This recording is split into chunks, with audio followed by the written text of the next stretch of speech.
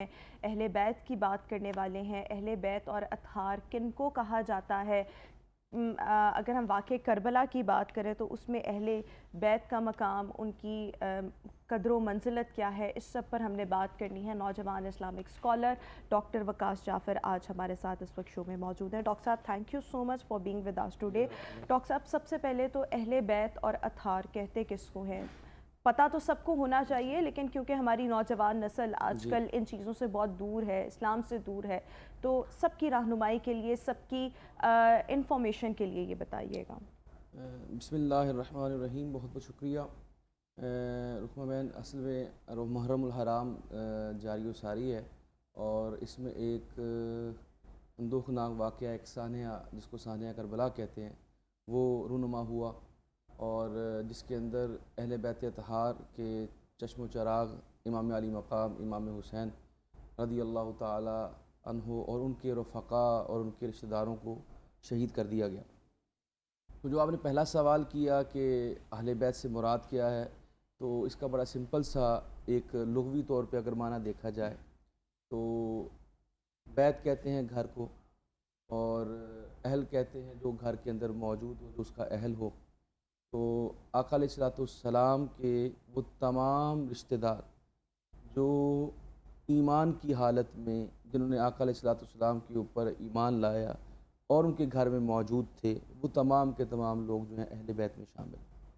مثال کے طور پہ ابو لہب آپ کا سگا چچا ہے، اور اس کے ساتھ ساتھ ابو جہل بھی آپ کا رشتے میں چچا لگتا ہے، لیکن یہ لوگ اہل بیت میں شامل نہیں ہیں کیونکہ یہ صاحب ایمان نہیں ہیں۔ تو جو رشتہ دار آقا علیہ الصلوۃ والسلام کا ایمان کی حالت میں آقا علیہ السلام پر ایمان لایا، وہ اہل بیت میں شامل ہے۔ تو یہ ایک چھوٹی سی جو ہے ایک لغوی طور پہ میں نے آپ کو تعریف بتا دی۔ اب اس کی تھوڑی سی ڈیٹیل میں جاتے ہیں تو اللہ تعالیٰ نے سورہ احزاب کے اندر ذکر فرمایا ہے آقا علیہ الصلوۃ والسلام کی ازواج مطہرات کا، اور ان کو وہ پورا کا پورا جو رکوع ہے وہ اللہ تعالیٰ نے آقا علیہ الصلوۃ والسلام کی ازواج مطہرات کے حوالے سے اتارا۔ تو دیکھیے نا، ہم اپنے اکثر عمومی طور پہ بھی کہتے ہیں کہ آپ کی گھر والی، تو گھر والی سے مراد ہے آپ کی بیوی۔ تو حضور اکرم صلی اللہ علیہ وسلم کی جو ازواج مطہرات تھیں وہ حضور کی گھر والیاں تھیں۔ تو حضور صلی اللہ علیہ وسلم کی جو پہلی جو ایک رشتہ داری ہوئی، ایک تو حضور کا خونی رشتہ ہو گیا، وہ نے بتا دی، جیسے حضور کے چچا حضرت عباس ہیں، حضرت امیر حمزہ ہیں، یہ وہ لوگ ہیں جو کہ مسلمان تھے، وہ حضور کے اہل بیت میں شامل ہیں۔ ایک ہو گیا جو آقا علیہ الصلوۃ والسلام نے نکاح کیا اور وہ عورتیں حضور اکرم صلی اللہ علیہ وسلم عقد میں آئیں، تو وہ ساری کی ساری عورتیں جو ہے وہ اہل بیت میں شامل ہیں۔ اب ان سے آگے چلتا ہے ان کی جو آقا علیہ الصلوۃ والسلام کی نسل مبارک چلی، حضرت خدیجہ الکبریٰ رضی اللہ تعالی عنہا سے حضور کی 4 صاحبزادیاں ہوئیں، 2 صاحبزادے ہوئے، تو وہ سارے کے سارے حضور اکرم صلی اللہ علیہ وسلم کی اہل بیت بھی ہیں، حضور کی آل بھی ہیں، آل اولاد بھی ہیں۔ تو اس میں جو سب سے بڑا مقام ہے وہ سیدہ خدیجہ الکبریٰ رضی اللہ تعالی عنہا کی سب سے چھوٹی صاحبزادی حضرت فاطمہ الزہرا رضی اللہ تعالی عنہا کا ہے، اور پھر ان کے ساتھ ان کا حضرت علی رضی اللہ تعالیٰ عنہ کا رشتہ قائم ہوا، حضرت علی بھی اہل بیت میں شامل ہو گئے، اور اس طرح ان کی اولاد میں سے جو دو صاحبزادے اور 2 صاحبزادیاں، امام علی مقام امام حسن مجتبیٰ اور امام حسین، یہ دونوں صاحبزادے، اور حضور کی حضرت فاطمہ کی بڑی صاحبزادی حضرت زینب اور چھوٹی صاحبزادی حضرت ام کلثوم، یہ وہ ہیں جو اہل بیت میں سب سے اعلیٰ مقام رکھتے ہیں۔ ایسا نہیں ہے کہ جس طرح اکثر طور پہ عمومی طور پہ آپ نے سنا ہوگا کہ پنجتن پاک کا ذکر کیا جاتا ہے، تو پنجتن پاک سے مراد ہیں آقا علیہ الصلوۃ والسلام، اور اس کے بعد حضرت علی، اس کے بعد حضرت فاطمہ الزہرا رضی اللہ تعالی عنہا، اور اس کے بعد امام علی مقام امام حسن مجتبیٰ اور امام حسین۔ یہ 5 لوگوں کو پنجتن پاک عمومی طور پہ کہا جاتا ہے، اور ان کو پنجتن پاک کہنے کی جو وجہ ہے وہ یہ ہے کہ جب 9 ہجری کے اواخر میں نجران کے عیسائیوں کے ساتھ جب معاملہ ہوا اور مباہلہ ہوا، مباہلہ کہتے ہیں کہ جب آقا علیہ الصلوۃ والسلام نے ان کو دلائل دیے، یہ آپ کو سورہ آل عمران میں مل جائیں گے کہ آقا علیہ الصلوۃ والسلام ان کو دلائل دے رہے ہیں، جب وہ دلائل سے قائل نہیں ہوئے، دلیلیں سے قائل نہیں ہوئے، مجادلہ ہوتا رہا، تو آقا علیہ الصلوۃ والسلام اور عیسائیوں کے درمیان یہ طے ہوا کہ ٹھیک ہے پھر ہم قسم کھاتے ہیں، تو اگر آپ سچے ہوئے تو اللہ تعالیٰ کی جس طرف بھی رحمت ہوئی وہ رحمت میں آ جائے گا، اور جس کی طرف لعنت ہوئی وہ لعنت لے لے گا۔ تو جب آقا علیہ السلام نکلے ہیں تو حضور صلی اللہ علیہ وسلم نے چادر تطہیر، یعنی حضور نے اپنی کالی کملی کے اندر حضرت علی کو، سیدہ فاطمہ الزہرا کو، امام حسن کو، امام حسین کو لے لیا۔ یہ 5 لوگ جو ہیں وہ مباہلہ کرنے نجران کے عیسائیوں کے ساتھ آتے ہیں، تو اس حوالے سے جو ہے ان کو پانچتن پاک کہا جاتا ہے۔ لیکن یہ ایک مغالطہ ہے کہ آپ صرف ان پانچتن کو ہی اہل بیت سمجھیں، یہ بالکل سراسر ایک غلط کانسیپٹ ہے جو لوگوں کے اندر، یعنی جو نبی پاک صلی اللہ علیہ وآلہ وسلم کے ایسے رشتہ دار جو ایمان لے کر آئے، ازواج مطہرات اور ان سے چلنے والی اولاد، یہ تمام اہل بیت ہیں، وہ گھر کے لوگ، وہ رشتہ دار جنہوں نے اسلام قبول کیا اور نبی صلی اللہ علیہ وآلہ وسلم کی ذات اقدس پر ایمان لے کر آئے۔ قدر و منزلت کیا ہے اہل بیت کی؟ اس کے اندر جیسے میں نے آپ کو کہا کہ سورہ احزاب کے اندر اللہ تعالیٰ نے جو پورا رکوع اتارا، اور اس میں اللہ تعالیٰ نے جو آغاز کیا وہ فرمایا یا ایھا النبی کل ازواجکا، یا رسول اللہ صلی اللہ علیہ وسلم آپ اپنی بیویوں سے کہہ دیں، و بناتکا، اور اپنی بیٹیوں سے کہہ دیں۔ تو آقا علیہ السلام یہاں سے اللہ تعالیٰ یہاں سے آغاز کر رہا ہے، اور اس کے اندر پھر اللہ تعالیٰ ہدایات دے رہا ہے کہ آپ کی ازواج مطہرات نے زندگی کیسے گزارنی ہے، کہ آپ نے گھر میں کیسے رہنا ہے، آپ نے آواز کیسے کرنی ہے، آپ نے پردہ کیسے کرنا ہے، یہ سارے معاملات اللہ تعالیٰ ڈسکس کرتا ہے۔ اور ساتھ میں آخر میں اللہ تعالیٰ فرماتا ہے انما یرید اللہ لیذھب عنکم الرجس من اہل البیت ویطہرکم تطہیرا، کہ اللہ چاہتا ہے، یہ کلمہ حصر ہے، کہ اگر آپ وہ ساری کنڈیشنز پوری کریں گے جو میں نے آپ کو دی ہیں کہ یہ آپ نے یہ کام کرنا ہے، تو جب آپ یہ ساری کنڈیشنز پوری کر لیں گے تو اللہ یہ چاہتا ہے، انما یرید اللہ، یعنی اللہ کی رضا یہ ہے، اللہ کی چاہت یہ ہے کہ وہ اہل بیت سے ہر قسم کی رجس کو، ناپاکی کو، پلیتی کو دور کر دے، وَيُطَهِّرَكُمْ تَطْهِيرًا، اور ایسے پاک کر دے جیسے پاک کرنے کا حق ہے۔ تو اہل بیت کی جو قدر و منزلت ہے وہ اس طرح عیاں ہوتی ہے کہ آپ کے بارے میں، اہل بیت کے بارے میں تو گندگی کیا ہوتی ہے۔ اللہ تعالیٰ قرآن پاک میں فرماتا کہ اِنَّمَا الْمُشْرِكُونَ نَجَسٌ، یہ جو مشرک ہوتے ہیں یہ نجس ہے، ناپاک ہے۔ تو سب سے بڑی ناپاکی جو ہوتی ہے وہ کفر ہوتا ہے، وہ الحاد ہوتا ہے، وہ اللہ تعالیٰ کا انکار ہوتا ہے۔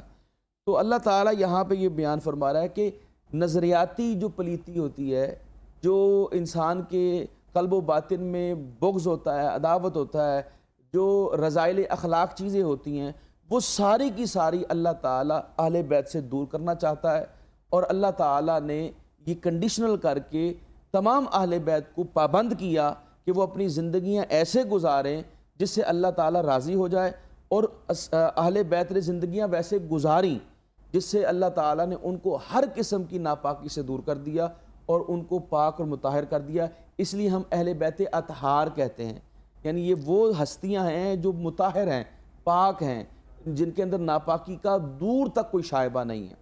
تو یہ ہے قدر و منزلت۔ میں اس میں ایک اور اضافہ کرنا چاہتا ہوں جو آج کے ٹاپک سے ریلیٹڈ بھی تھا، شاید آپ نے انٹرو میں بھی کہا کہ وہ اہل بیت کی جو عظمت ہے، اس میں ایک میں ناظرین کو پوائنٹ بتانا چاہتا ہوں کہ انبیاء کرام کی عظمت ہو یا صحابہ کرام کی عظمت و رفعت ہو یا اہل بیت اطہار کی عظمت و رفعت ہو، اس کے لیے بنیادی کلیہ کیا ہے، یعنی ہم کہاں سے لیں گے۔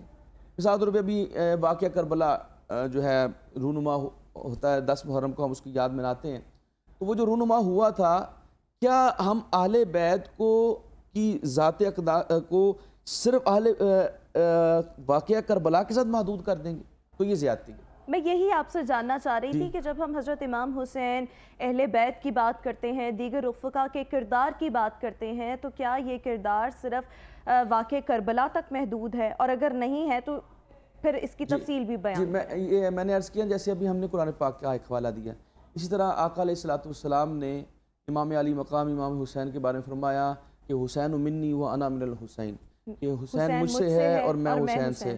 اسی طرح آقا علیہ السلام نے فرمایا کہ حسن اور حسین جو ہیں وہ جنتی نوجوانوں کے سردار ہیں۔ پھر آقا علیہ السلام نے فرمایا کہ یہ حسن و حسین جو ہیں یہ پھول ہیں، یعنی آقا علیہ السلام باقاعدہ ان کو سونگھتے تھے۔ تو آپ اندازہ لگا لیجئے کہ کربلا کے اندر حضور کے پھول کو مرجھا دیا گیا، آقا علیہ السلام کے جگر کے ٹکڑے کو جو ہے وہ شہید کر دیا گیا۔ تو میں جو عرض یہ کرنا چاہ رہا ہوں کہ جو انبیاء کی عظمت ہوتی ہے، جو صحابہ کی عظمت ہے، جو اہل بیت کی عظمت ہے، اس کے لیے ہمارے پاس دو چیزیں درکار ہے. ایک اللہ کا قرآن ہے اور ایک آقا علیہ السلام کا فرمان ہے. تو جو عظمتیں، جو رفعتیں، جو کردار، جو فضیلتیں اللہ نے قرآن میں اور آقا علیہ السلام نے اپنے فرمان میں بیان فرما دی ہیں، ہمیں اس کے علاوہ کسی اور چیز کی ضرورت ہی نہیں ہے. دیکھیے نا، اگر آپ تاریخ سے نا کبھی بھی عقیدہ نہیں بنتا. تاریخی واقعات ہوتے ہیں، مختلف ہوتے ہیں، کوئی کچھ بیان کرے. اب آپ کو سیدھی سی مثال دوں ناظرین کے لیے. مثال کے طور پر آپ دیکھیے کہ پاکستان کی ہسٹری ہے، تو ابھی یہ جو 76 سالہ ہسٹری ہے، آپ یقین کرتی ہیں کہ وہ سب نے صحیح لکھی ہوگی؟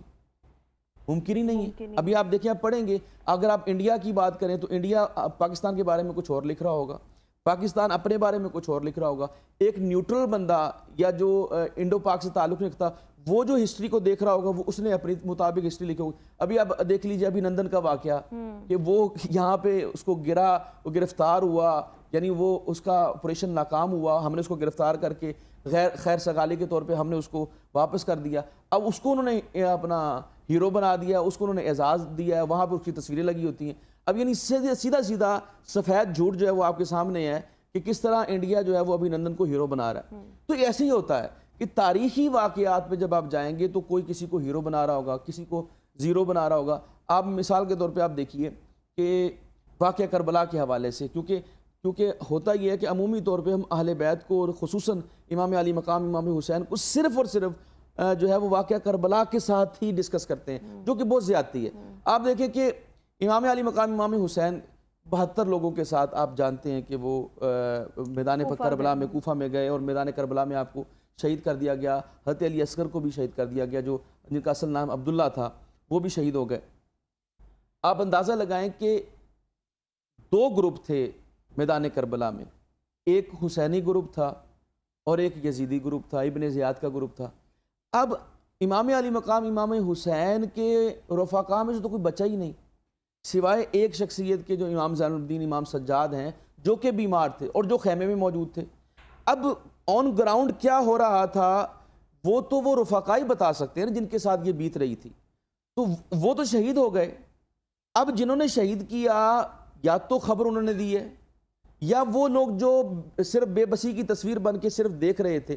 اور اگر عہد بھی امیہ کا ہے اور امیہ ہی کے لوگوں نے ظلم کیا ہے، کوفیوں نے ظلم کیا ہے، تو انہوں نے تاریخ کے ساتھ کیا ظلم نہ کیا ہوگا؟ آپ مجھے بتائیں. ظاہر ہے انہوں نے لکھی ہے نا، یا انہوں نے بیان کی ہے کہ ہم نے ایسے تیر مارا، ہم نے ایسی تلوار چلائی، ہم نے یہ کیا. تو جب وہ بیان کریں گے ظاہر ہے وہ ڈنڈی ماریں گے. تو اس لیے واقعہ کربلا کو ڈسکس کرنے سے پہلے ہمیں یہ دیکھنا چاہیے کہ آیا یہ واقعہ بیان کس نے کیا ہے. آپ دیکھتے ہیں کہ اہل تشیعوں کے ہاں یا اہل سنت کے ہاں جو امام زین العابدین ہیں، انہوں نے واقعہ کربلا کو ڈسکس ہی نہیں کیا. انہوں نے چند باتیں ضرور کہی ہیں کہ امام علی مقام امام حسین نے یہ فرمایا تھا یا یہ کہا تھا. چند باتیں، چند رفقا کی باتیں ملتی ہیں، بی بی زینب سے ملتی ہیں اور دیگر احباب سے ملتی ہیں، لیکن وہ 100% میں سے صرف 5% ہے. 95% آپ کو وہ چیزیں نہیں ملتی جو ان سے ثابت ہوں. تو لہٰذا یہ وہ دوسرے گروپ نے بیان کی ہیں. تو اس لیے ہمیں بطور مسلمان، بطور ایک عقیدت مند، ہمارے لیے یہی کافی ہے کہ ان کی عظمت و رفعت جو ہے وہ قرآن نے بیان کی، جیسے میں نے آپ کے سامنے بیان کیا. اس کے ساتھ آقا علیہ السلام کا، ان کی عظمت کا اظہار کرنا، ان کی فضیلت بیان کرنا، یہ کہنا کہ وہ سردار ہیں. تو ہمارے لیے وہی چیزیں کافی ہیں. اور تیسری چیز یہ ہے کہ ہمیں تاریخ کربلا ہو، واقعہ کربلا ہو، یا امام علی مقام امام حسین کی سیرت و کردار ہو، تو وہ ایک ایسا ہمارے سامنے نمونہ ہے کہ جو صرف واقعہ کربلا کا محتاج نہیں ہے. آپ نے وہ اقبال کہتے ہیں کہ رمز قرآن از حسین اموختیم، یعنی وہ کہتے ہیں میں نے قرآن کے جو رموز ہیں، میں واقف ہی امام علی مقام امام حسین کی سیرت سے ہوں. یعنی میں قرآن کو جان ہی نہیں سکتا جب تک میں امام علی مقام امام حسین کی سیرت کو نہ پڑھوں. تو اس کی وجہ اگر ٹائم ہے تو میں صرف آپ کو 1 منٹ میں بتا دیتا ہوں. کوئکلی بتا دیجیے گا، پھر بریک پر جانا ہے، پھر بریک کے بعد کنٹینیو کریں گے. اس میں چلے پھر بریک کے بعد بات کر لیں. بالکل ٹھیک ہو گیا. ویورز ابھی ہم یہاں پر ایک مختصر سا بریک شامل کریں گے، آپ سے ملاقات کریں گے ایک بریک کے بعد اور یہیں سے ہی ڈسکشن کو آگے کنٹینیو کریں گے. Welcome back after the break. Viewers ابھی ہم بات کریں گے اہل بیت اور دیگر صحابہ کرام کی. جب ہم بات کرتے ہیں تو کردار کے جب جانچ کی بات آتی ہے تو کردار کی جانچ کا معیار کیا ہونا چاہیے؟ ہمارے ساتھ ڈاکٹر وقاص جعفر موجود ہیں۔ ڈاکٹر صاحب، جب ہم اہل بیت اور دیگر صحابہ کی بات کرتے ہیں، ان کے کردار کی جانچ پڑتال کی بات کرتے ہیں، اس کا معیار کیا ہے؟ اس کا معیار کسی بھی مذہب کے جو بنیادی عقائد ہوتے ہیں جس کے اوپر ہمیں ایمان رکھنا چاہیے، وہ اس کے بنیادی سورس ہوتے ہیں۔ تو اگر آپ اسلام کے بنیادی سورس کی طرف جائیں، اس کے دو بنیادی سورس ہیں، ایک ہے قرآن اور ایک سنت۔ تو جو عظمت و رفعت، جیسے میں پہلے بھی کہہ رہا تھا کہ جو عظمت و رفعت قرآن اور حدیث سے ثابت ہو، قرآن و سنت سے ثابت ہو، وہی ہمارے لیے معیار ہے۔ کوئی واقعہ، کوئی تاریخ جو ہے وہ آپ کی عظمت و رفعت کو بڑھا تو سکتی ہے لیکن گھٹا نہیں سکتی۔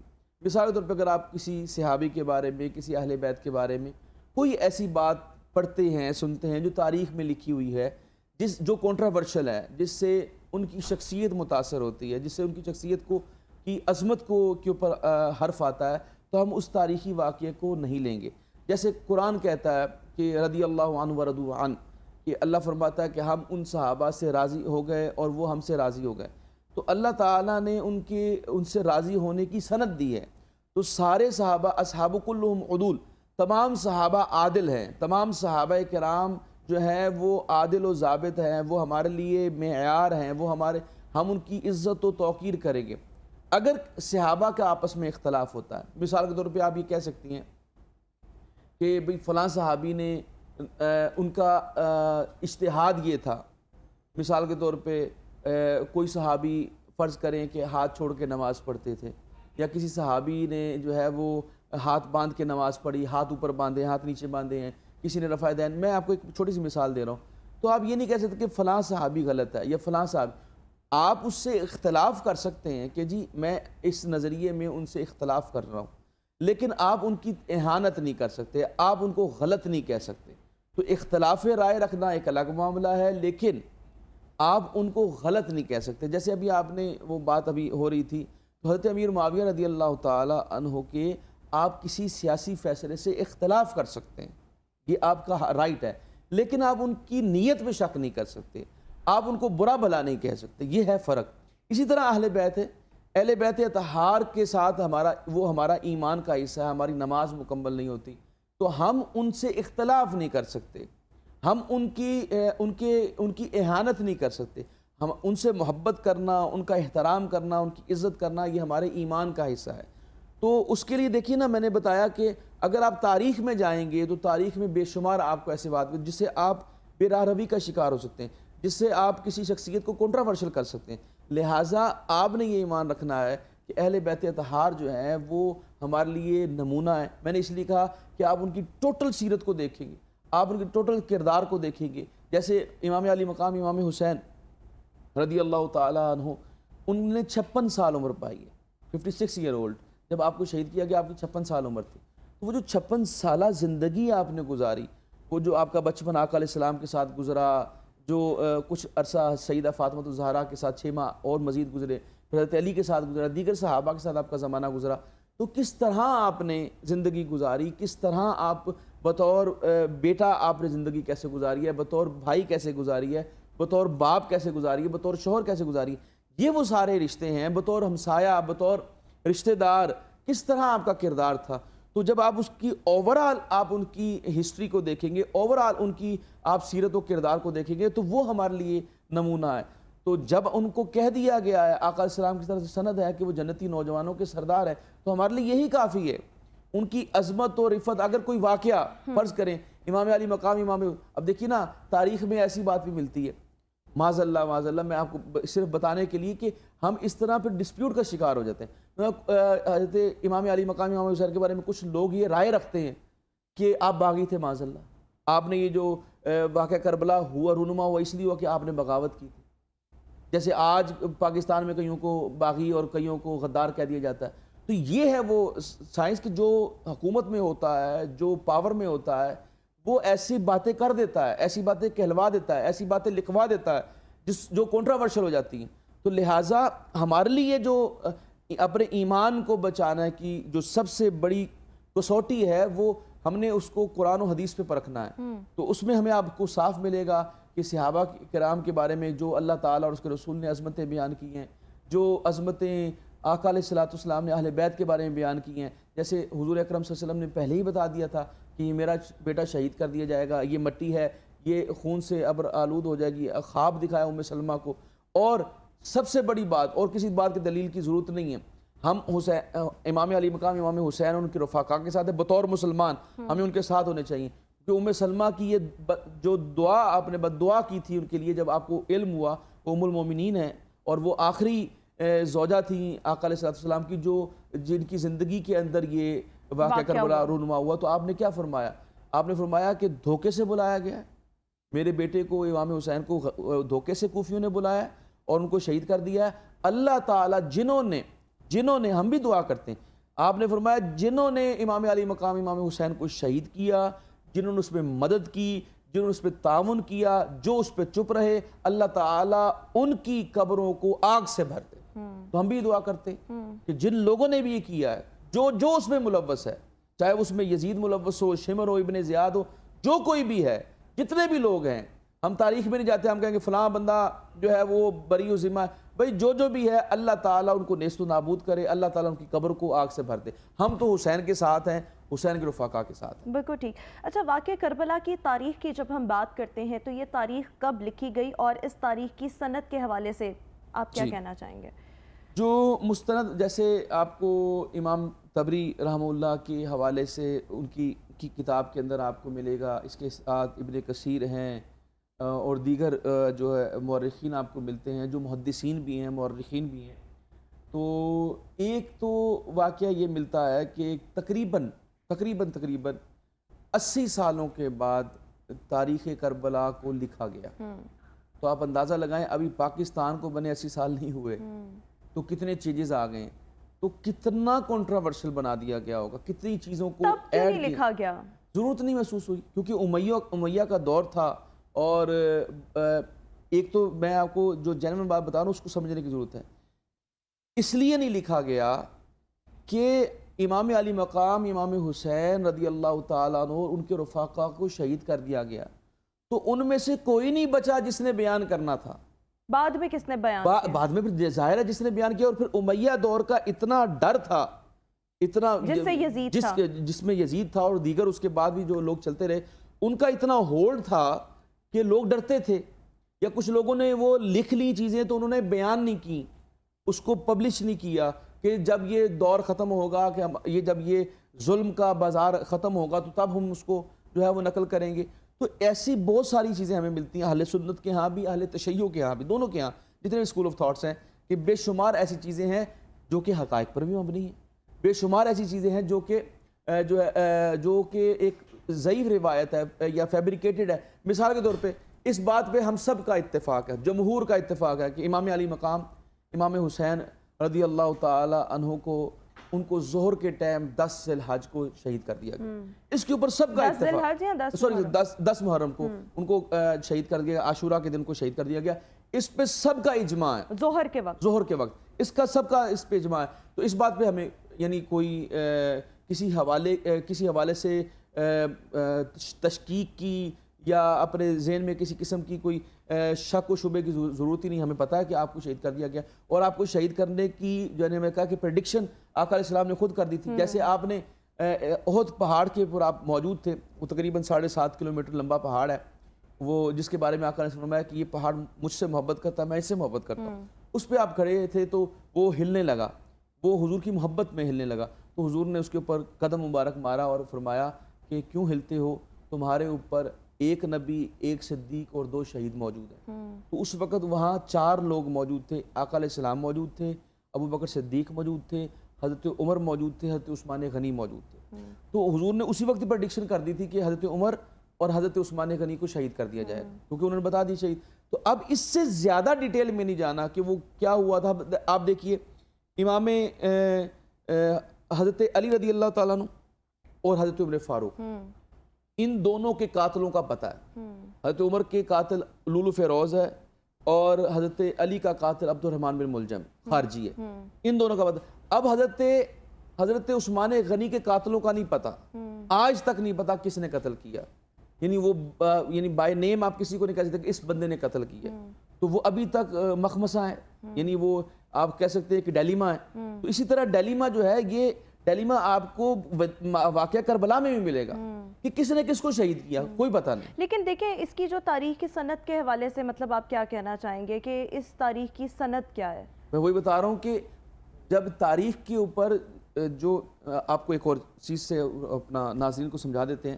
دیکھیے جو حدیث کے لیے کرائٹیریا بنایا گیا نا، آئمہ نے بنایا، وہ بڑا سخت تھا تاکہ کسی قسم کی کوئی چیز ایڈ نہ ہو جائے یا کوئی فیبریکیٹڈ چیز آئے، کوئی ضعیف چیز آئے تو وہ الگ ہو جائے کہ آقا علیہ السلام کا یہ فرمان موجود نہیں ہے، یا آقا علیہ السلام کے فرمان کے اندر یہ ضعف ہے، یہ پایا جا رہا ہے، تو لہٰذا اس کو ہم کبھی نہیں سمجھتے اور ہم اس سے استنباط یعنی ہم اس سے شرعی احکامات کو نہیں نکالتے، ورنہ ہم قرآن و حدیث سے نکالتے ہیں. لیکن اگر وہ معلوم ہو جائے کہ یہ موضوع حدیث ہے، یہ من گھڑت بات ہے، تو ہم اس سے جو ہے وہ شریعت کا حکم نہیں لیں گے. اسی طرح جو آئمہ تاریخ ہیں، انہوں نے وہ اصول اتنے سخت نہیں رکھے. آپ کہیں گے کیوں نہیں رکھے؟ اس لیے نہیں رکھے کہ انہوں نے واقعات کو لینا تھا. انہوں نے ضعیف بھی لے لیے، انہوں نے صحیح بھی لے لیے، اور یہ سارا کچھ چھوڑ دیا پڑھنے والے کے اوپر، ریڈر کے اوپر، کہ وہ تحقیق کر لے، سمجھ لے، وہ سیاق و سباق کو سمجھ کے بتا دے کہ ہاں آیا یہ بات ٹھیک تھی یا یہ غلط تھی. تو آپ سند کے اعتبار سے صرف واقعہ کربلا کی بات نہیں کر رہا، میں ٹوٹل واقعات کی بات کر رہا ہوں. میں آپ کو اسلامک ہسٹری کی بات کر رہا ہوں. اسلامک ہسٹری میں بے شمار ایسے واقعات ہیں جو کہ درست ہیں، اور بے شمار ایسے واقعات ہیں جو ضعیف ہیں.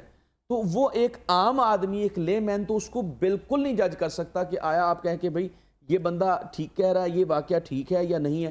جیسے آپ دیکھیے نا کہ لیکن اس میں رہنمائی کی ضرورت پڑتی ہے. رہنمائی کی ضرورت یہ ہے جو سب سے اہم بات ہے. رہنمائی کی بات یہ ہے کہ ہم چلیں گے حضور اکرم صلی اللہ علیہ وسلم کے فرمان اور قرآن کی طرف، قرآن کے اس میں مطابق صحابہ کی اور اہل بیت کی جو شان بیان ہوگی وہی ہمارے لیے کافی ہے. ویوز ابھی ہم شو میں ایک وقفہ شامل کرنا چاہیں گے، وقفے کے بعد اس موضوع کو مزید بھی ڈسکس کریں گے آپ ہمارے ساتھ. Welcome back after the break. Viewers discussion کو دوبارہ کنٹینیو کریں گے. ڈاکٹر وقاص جعفر ہمارے ساتھ موجود ہیں. ڈاکٹر صاحب، جب ہم تاریخ کربلا کی بات کرتے ہیں، کیا سبق ہمارے لیے اس میں موجود ہے؟ جی، یہ بہت اہم سوال ہے کہ جو تاریخی واقعات ہوتے ہیں، مثال کے طور پہ آقا علیہ السلام سے جو پہلے کے واقعات، انبیاء کے واقعات ہیں، وہ ہمیں عیسائیوں اور یہودیوں سے بھی، ان کے علماء سے بھی ملے. تو آقا علیہ السلام سے ڈسکس ہوتا تھا کہ یا رسول اللہ فلاں نبی کے بارے میں یہ بات پتہ چلی، فلاں قوم کے بارے میں. تو بے شمار ایسے واقعات ہیں جن کی آقا علیہ السلام نے خود تصحیح فرما دی کہ ہاں واقعی ایسا موجود ہے. جیسے کچھ یہودی کہتے تھے کفار مکہ سے کہ ان سے پوچھیں کہ عزیر علیہ السلام کے بارے میں آپ کا کیا، اصحاب کاف کے بارے میں بتائیں، یا قیامت کب آئے گی، روح کے بارے میں بتائیں. قرآن پاک میں بھی الفاظ ہے. تو آقا علیہ السلام کی تصحیح فرما دیتے. اور اس کے بعد ان واقعات کو کہتے ہیں جو حضور سے پہلے ہوئے. جو بڑی آڈینس کے لیے بڑی اہم بات ہے وہ یہ ہے کہ جو حضور سے پہلے کے جتنے بھی واقعات ہیں ان کو اسرائیلیات کہتے ہیں. اسرائیلیات کے بارے میں آقا علیہ السلام نے فرمایا لا تصدقوا ولا تکذبوا، یعنی نہ آپ اس کی تصدیق کریں نہ اس کی کو جھٹلائیں. تو حضور نے ایک کلیہ بتایا ہے تاریخ کے حوالے سے کہ جن واقعات کی تصدیق قرآن کرتا ہے یا جن واقعات کی تصدیق آقا علیہ السلام کرتے ہیں یا صحابہ آقا علیہ السلام سے پوچھ کے اس کی تصدیق کرتے ہیں، وہ واقعات کو من و ان مان لینا، اس کے اوپر یقین کرنا، یہ ہمارے ایمان کا حصہ ہے، اس میں کوئی حرج نہیں. لیکن جن واقعات کا ذکر جس کے بارے میں ہمیں کوئی تصحیح نہیں ملتی، کوئی ثبوت نہیں ملتا، اس کے بارے میں حضور کا یہ فرمان ہے کہ لا تکذبوا ولا تصدقوا، نہ آپ اس کی تکذیب کرو نہ اس کی تصدیق کرو. تو ہم اس کا کیا کریں؟ تو اس کا مطلب یہ ہے کہ جو ہم ان واقعات، تاریخ ہوتی ہے سبق سیکھنے کے لیے، تو ان سے جو ہمیں عبرت ملتی ہے، جو نصیحت ملتی ہے، اگر اس واقعے سے ہمیں کوئی عبرت ملے یا نصیحت ملے، کوئی سبق ملے، تو اس کو لینے میں کوئی حرج نہیں ہے. لیکن اس کے اوپر ایمان رکھنا کہ واقعتاً ایسا ہی ہوا تھا یا ایسا ہی ہوا تھا، فلاں نبی کے ساتھ ایسا ہوا تھا، فلاں نبی نے یہ کیا تھا، اس کی ہمیں تصدیق نہیں ہوتی تو ہم اس کی تصدیق نہیں کریں گے، اس پہ ایمان نہیں رکھیں گے. لیکن اگر کوئی اس میں نصیحت کا پہلو ہوگا تو ہم لے لیں گے. اسی طرح آپ آ جاتے ہیں واقعہ کربلا کے اوپر. تو ہم بات کر رہے ہیں واقعہ کربلا سے، ہمیں وہ کیونکہ ایک تاریخی واقعہ ہے تو ہمیں اس سے سبق کیا لینا چاہیے. تو ناظرین کے لیے سبق یہ ہے کہ آقا علیہ السلام کے جو نواسے ہیں امام علی مقام امام حسین، وہ حضرت امام شافعی نے فرمایا تھا کہ अल्लाह ताला फरमाता है कि वल अस्र इन्नल इंसान लफ़ी खुस्र, कि कसम है ज़माने की, सारी इंसानियत खसारे में, लेकिन इल्लल लज़ीना आमनू व आमिलुस्सालिहात व तवासौ बिल हक़ व तवासौ बिस सब्र। लेकिन वो चार लोग, ये चार स्टेप्स हैं, जो ये चार स्टेप्स कर लेता है वो कामयाब हो जाता है। फरमाया है सबसे पहले जो ईमान लाता है और जो आमाल सालिहा करता है और फिर वो सब्र करता है और वो हक़ के साथ खड़ा हो जाता है, तो वो कामयाब तरीन इंसान है। वाक़या करबला से हमें ये सबक मिलता है कि इमाम अली मकाम इमाम हुसैन ईमान वाले थे, उनके आमाल सालिहा थे, वो हमारे लिए नमूना थे, और वो हक़ के साथ खड़े थे और वो सब्र के साथ खड़े थे, और उन्होंने ये चारों तकाज़े पूरे किए हैं। और ये चारों तकाज़े वाक़या करबला में आपको मिलते हैं, किस तरह आपने अपने रफ़ाक़ा की शहादत के ऊपर सब्र किया, इवन कि अपनी शहादत भी करवा ली लेकिन हक़ का साथ नहीं छोड़ा। यही हमारे लिए सबक है, जिसको इकबाल कहते हैं कि इस्लाम के दामन में दो ही तो चीज़ें हैं, एक अपना एक शमशीर हुसैनी है, शब्बीरी है, और एक ज़रब यदुल्लाही। तो दो ही तो चीज़ें हैं कि जैसे उन्होंने ज़रब लगाई है हज़रत इमाम अली मकाम इमाम हुसैन ने, जिस तरह जिहाद किया है, जिस तरह उन्होंने रेजिस्टेंस की है, जिस तरह उन्होंने पेशेंस का मुजाहरा किया है, सब्र किया है, ये हमारे लिए नमूना है कि आप हक़ पे खड़े हो जाएं, डट जाएं, और ज़ालिम यजीद के सामने, ज़ालिम फ़िरौन के सामने आज भी हमें ये सबक है कि जब भी कोई मामला हो तो ये मत देखिए कसरत किस तरफ है, ये देखिए कि हक़ किस तरफ है। तो जब आप हक़ पे खड़े होंगे तो अल्लाह फरमाना फिर आपको सब्र करना पड़ेगा। तो इमाम अली मकाम जब हक़ पे खड़े हुए तो उनको सब्र करना पड़ा, और उन्होंने सब्र करके दिखाया और अपने आप अपने खानवादे को शहीद करवा दिया, लेकिन उन्होंने हक़ का साथ नहीं छोड़ा। बिल्कुल ठीक हो गया। बहुत शुक्रिया डॉक्टर वकास जाफ़र, आज हमारे साथ शो में मौजूद थे।